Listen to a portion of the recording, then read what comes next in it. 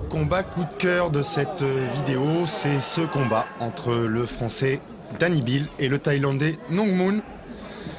Championnat du monde des super welter, tenant du titre le Français, ici à l'écran Danny Bill, en short bleu.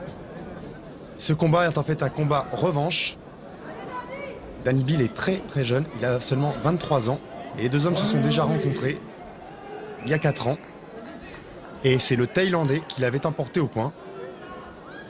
Depuis, Danny Bill a fait énormément de progrès. Il est parti s'entraîner longuement en Thaïlande. Et il est jugé à juste titre comme l'un des boxeurs les plus talentueux de sa génération. C'est vraiment un boxeur d'instinct, c'est un combattant dans l'âme. Et il est surprenant au point de faire vraiment jeu égal au niveau de la technique et des attitudes avec les Thaïlandais eux-mêmes. Et en plus, il s'est construit un palmarès de toute beauté, puisque maintenant, il affiche 50 victoires et 6 défaites. Ce qui est une grosse carte de visite.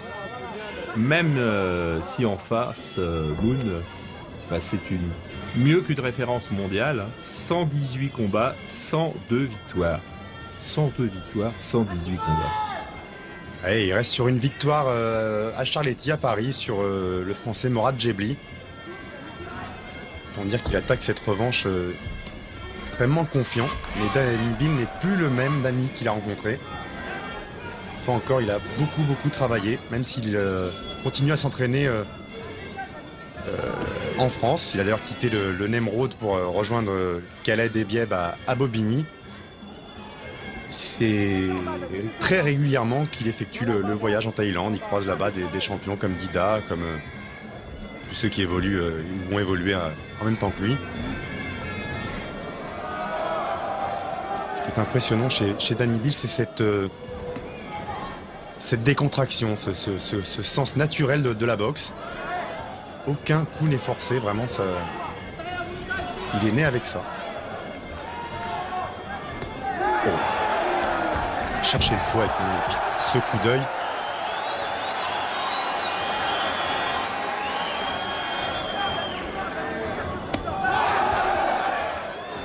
C'est un combat qu'il a très bien préparé. Il a bien géré ses problèmes, ses éternels problèmes de poids. Là, il est à son poids. Il doit être ce soir autour de 70 kilos. Comme vous avez pu le constater, il a accepté les coups de coude, Danny. Cette attitude, le dandinement de la tête, c'est vraiment typiquement thaïlandais. Les gardes hautes et les mains ouvertes pour saisir ou pour bloquer les coups de coude.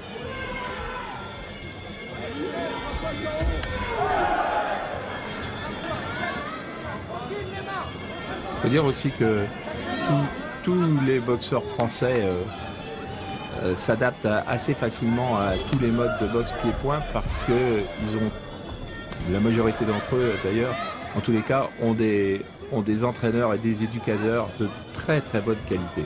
Et c'est pour ça d'ailleurs qu'on voit beaucoup de Français arriver au niveau du championnat du monde, aller boxer en Thaïlande, aller boxer au Japon, aller boxer aux États-Unis et recevoir en France les meilleurs boxeurs du monde parce qu'ils sont à leur niveau. Et ils sont à leur niveau parce que les éducateurs dans toutes les salles françaises, et c'est vrai que particulièrement Bobigny, Stains, la région parisienne, la région parisienne, la région nord parisienne, sont vraiment des éducateurs de très grande qualité et des professeurs et entraîneurs de grande qualité. Et pour cause, c'est qu'ils n'ont pas hésité à faire le déplacement là-bas, à rester des mois d'affilée dans des camps pour vraiment s'imprégner complètement, non seulement de la boxe, mais de l'esprit aussi. C'est toujours difficile en boxe thaï de départager le côté spirituel du côté combat. C'est ce qui fait d'ailleurs que c'est dans des conditions difficiles un sport qui reste très sain et qui est toujours porteur de valeur.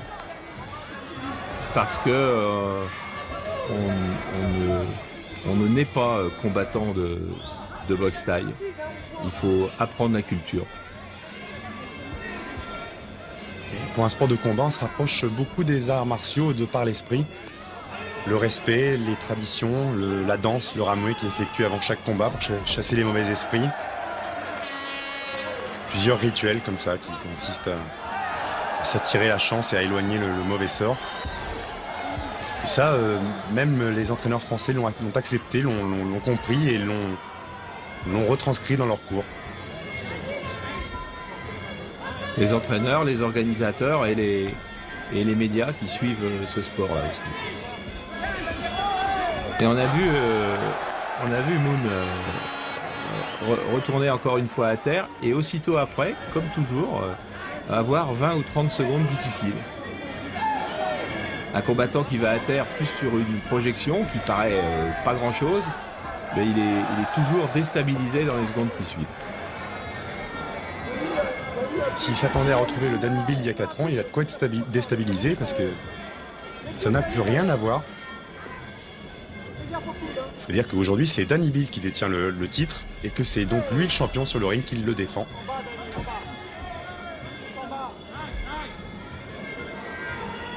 Danny Bill qui a un coup d'œil, vraiment, il n'y a pas beaucoup de déchets dans sa boxe.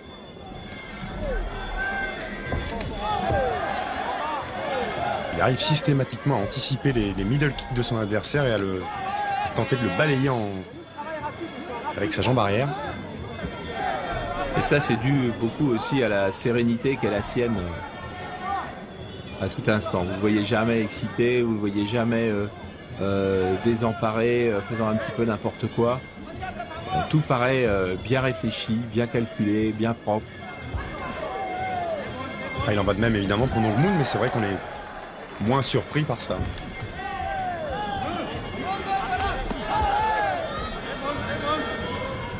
C'est pas la fête pour l'instant le Thaïlandais. Danny ne transpire même pas.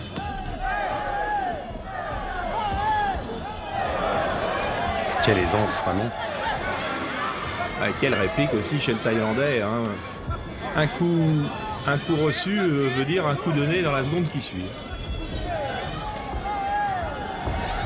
Oh, magnifique. Un high kick sauté, magnifique. Sous les yeux de l'arbitre Sam Berandou.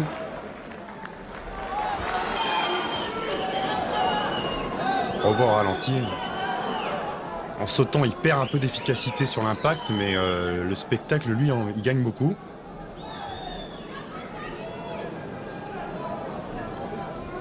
Ouais, il faut quand même énormément de coordination pour réussir ce geste. Puis après, il vient tout de suite reprendre le centre du ring. C'est lui le patron, c'est lui le champion, et à Nong Moon de venir le détrôner. S'il en est capable. Pour l'instant, il a des armes pour ça, mais Danny vraiment anticipe beaucoup de ses coups.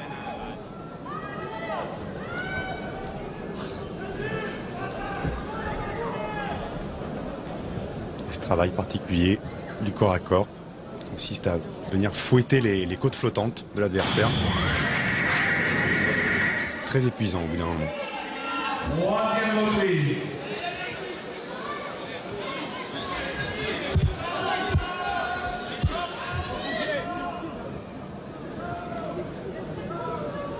Pour l'instant, les 3 cm qui séparent les deux protagonistes n'ont pas été vraiment déterminants.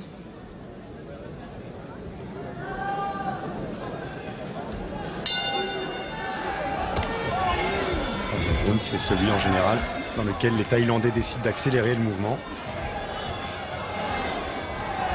Et ça, Danny le sait. Donc lui aussi passe à la vitesse supérieure.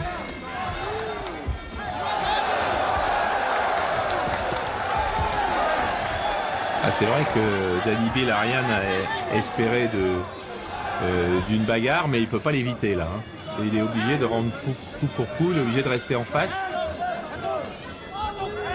Sorti en coup de coude. Il est sans doute Danny Bill avec Stéphane Mikema. Ce sont eux deux les deux boxeurs qui maîtrisent le mieux, je pense, en France, la technique du Muay Thai. Et particulièrement celle des coups de coude.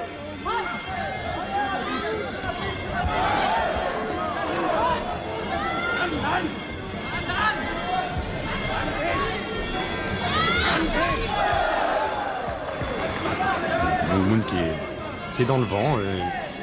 Quand il frappe, Danny est déjà parti. Ah oui, tout à l'heure, vous avez prononcé le mot anticipation. Je crois que c'est la clé de ce match. Danny Bill fait tout plus vite, voit tout plus vite.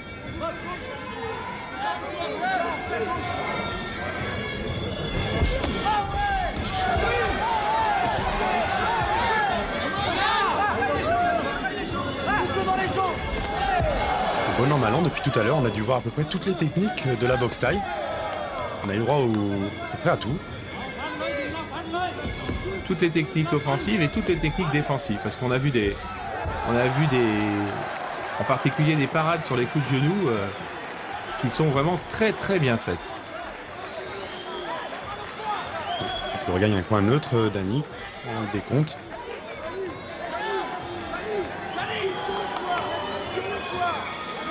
Et donc Moon compter, ça doit lui faire bizarre. Oui, on peut même pas dire qu'il est compté là sur un coup heureux, il est compté sur une supériorité qui est un petit peu plus manifeste à chaque minute. Le monde dans son coin, on voit... il le casse en deux là. Choc en combattant, Farid Vilom. Il faut savoir qu'il a perdu une seule fois en Europe, Nong Moon.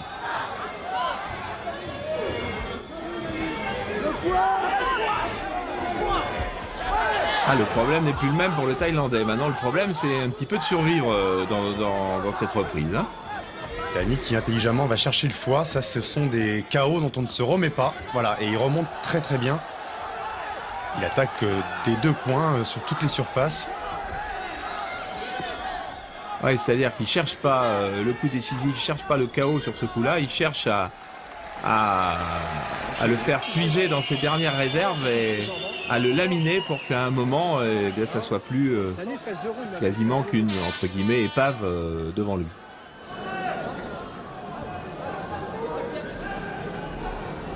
Déjà oublié que cet homme était craint et redouté jusqu'à maintenant en France. S'il a perdu une seule fois contre un Européen, en tout cas, ce n'était pas un Français.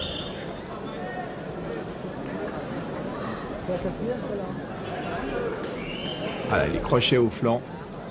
C'est pas avec ce genre de crochet qu'on peut retrouver la confiance et retrouver la condition. Quand on est déjà un petit peu touché et qu'ensuite son adversaire vient travailler au corps, gros souci. Et une salle pleine une fois de plus ce soir. Comme toujours, ils étaient là au début de la légende du kickboxing et puis en apprenant à connaître les combattants, en apprenant les règles, c'est plus un public de curieux qui est venu, mais un public de connaisseurs. Oh et ça c'est magnifique. Il l'a fauché vraiment au moment où il donnait le middle. Public de connaisseurs et public absolument parfait. Dans toutes les organisations, y compris les plus grandes qui ont eu lieu à Bercy ou ailleurs, eh bien, il n'y a jamais d'incident.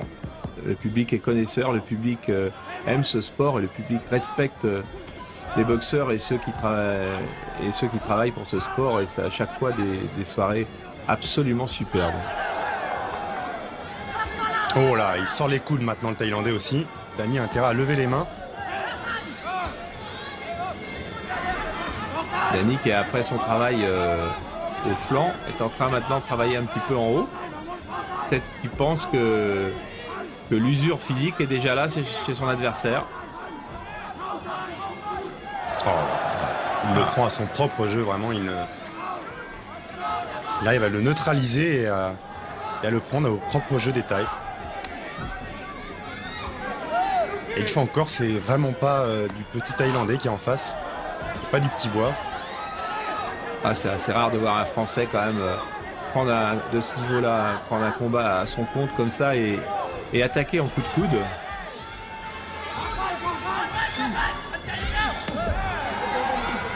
Ne pas refuser le travail des genoux. Ah, il a vraiment assimilé toutes les techniques. Il le saisit avec vraiment naturel.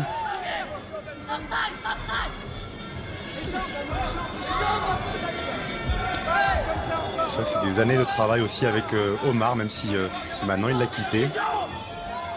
Entraîneur du Nemrod.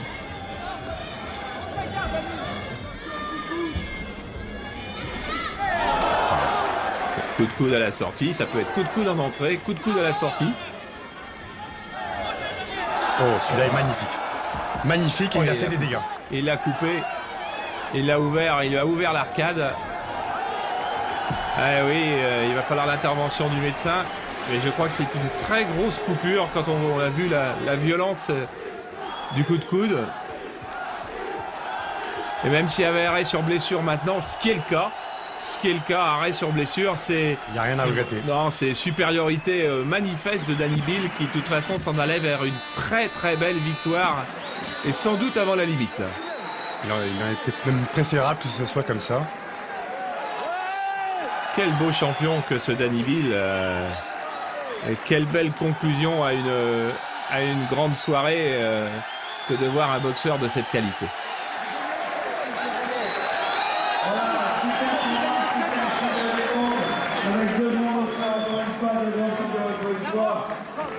C'est un petit peu un symbole aussi de voir un boxeur thaïlandais abdiquer devant un boxeur français. Ça veut dire que maintenant, l'école française, elle est vraiment au niveau des meilleurs. C'est ça, les Thaïlandais ont trouvé des adversaires à leur mesure. Et c'est pour eux, sans doute, une grande remise en question.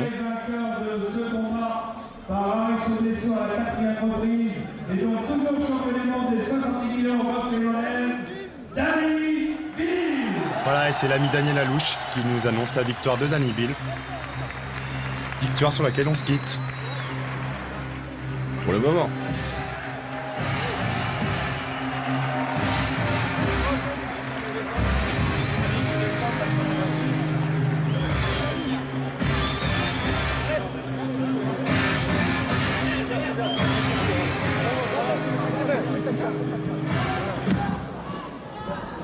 Voilà, je vais insister maintenant, mesdames et messieurs, à un combat international de boxe thaïlandaise dans la catégorie des 75 kilos en 5